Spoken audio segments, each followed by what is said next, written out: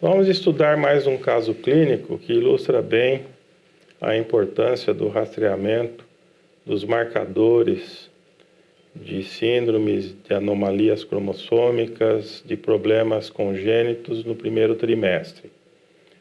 Uma primigesta veio fazer um exame de rotina com 13 semanas, uma gravidez espontânea, um risco relativo pela idade, 36 anos, aparentemente sem nenhuma condição que leve a suspeitar de problemas.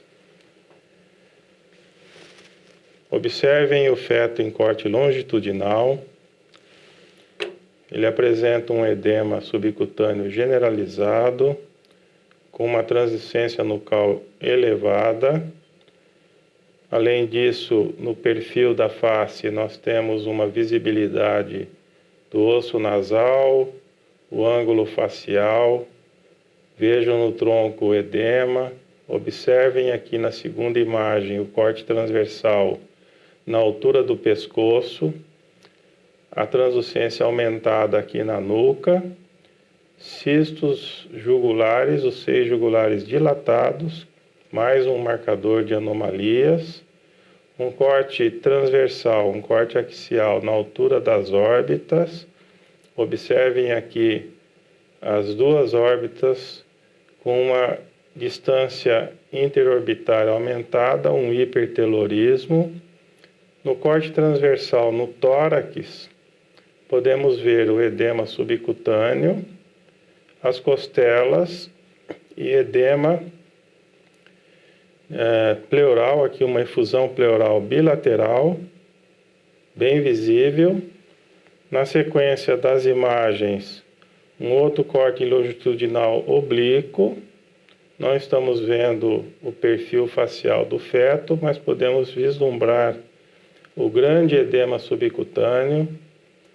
Temos aqui a efusão pleural bilateral e podemos identificar com o Doppler colorido no abdômen uma alteração no ducto venoso. Vejam a veia umbilical aqui que está grossa, dilatada, terminando no vazio, não há ducto venoso visível, e uma veia hepática muito calibrosa aqui, drenando para a veia cava. O registro Doppler espectral na veia suprahepática mostra uma alteração no perfil de onda, com uma onda A na contração atrial, com um fluxo reverso muito intenso, inclusive com velocidade maior do que a velocidade sistólica. Além disso, vocês podem identificar aqui no feto os ossos longos, né? Nesses cortes a gente vê parcialmente que tinha uma medição diminuída de ossos longos e, como eu disse, o osso nasal visível, mas menor do que 50% do comprimento do nariz. E lembrando sempre que essa visão aqui que nós temos das veias, veia umbilical e veia suprahepática com grande calibre, indica um aumento da pressão venosa. Isso leva a um aumento da pressão no átrio direito, provocando aumento da pressão pulmonar e a efusão pleural. Além disso, esse feto mostra um edema subcutâneo generalizado.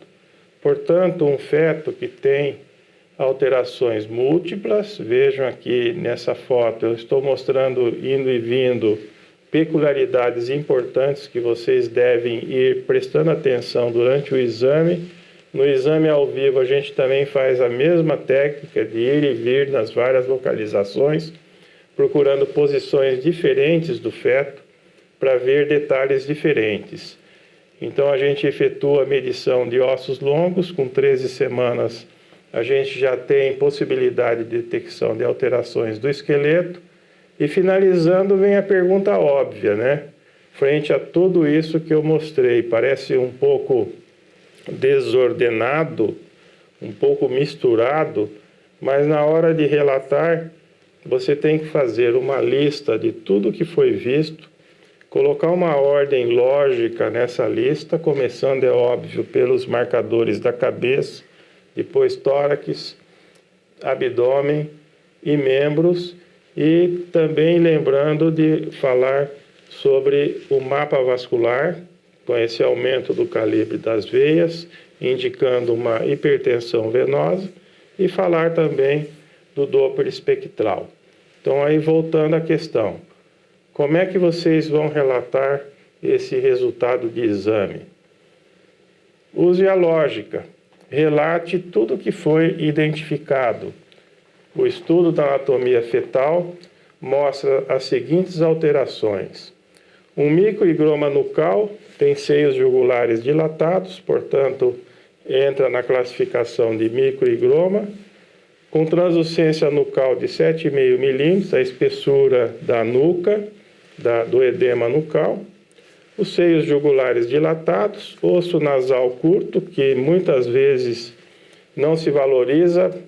Temos trabalhos que mostram que nesse período é importante a ausência do osso nasal e não o fato de ele ser curto, mas outros trabalhos falam que osso nasal curto é importante, então eu relato.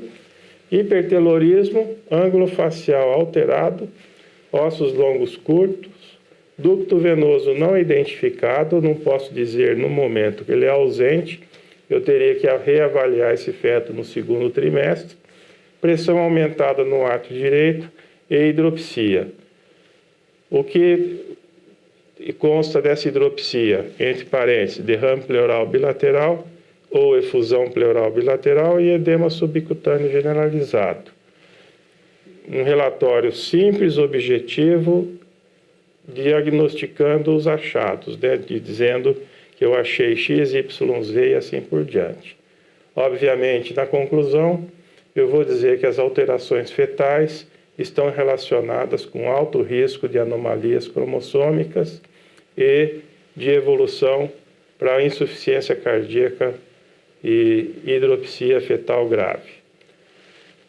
Vejam, sejam bem objetivos. Examinem o feto nesse vai e vem, vão observando os detalhes, vão anotando, fotografando, documentando, depois façam um relato com o que vocês viram e uma conclusão bem objetiva, sem estender demais conclusões. As conclusões têm que trazer um sumário do que você viu.